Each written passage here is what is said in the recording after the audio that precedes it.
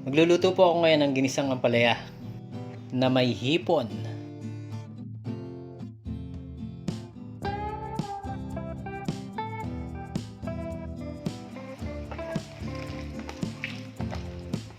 Ngayon po ay sisimulan ko sa paglalaga ng ulo at balat ng hipon para sa gagamitin kong shrimp stock.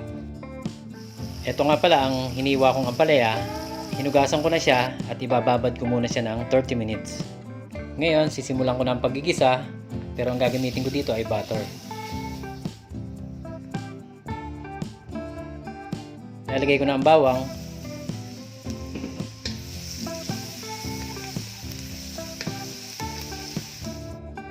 sibuyas na puti,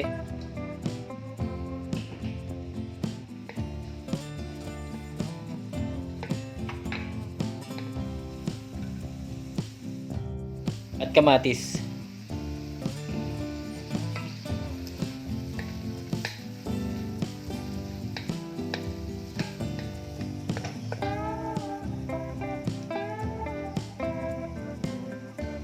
Ngayon naman, ilalagay ko na ang binalatan kong hipon.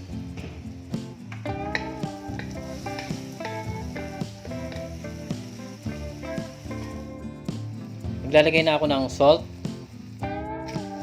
and pepper.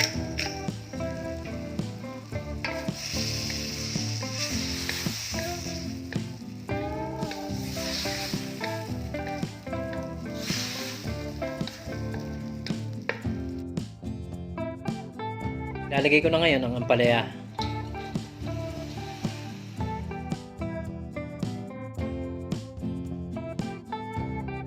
Ilalagay ko na rin pala ang pinaglagaan ko ng hipon at patis.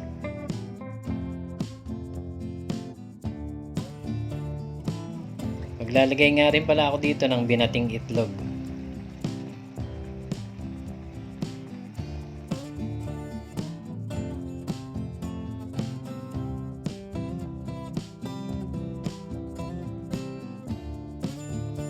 Ayan, luto na ang ginisang ampalaya na may hipon.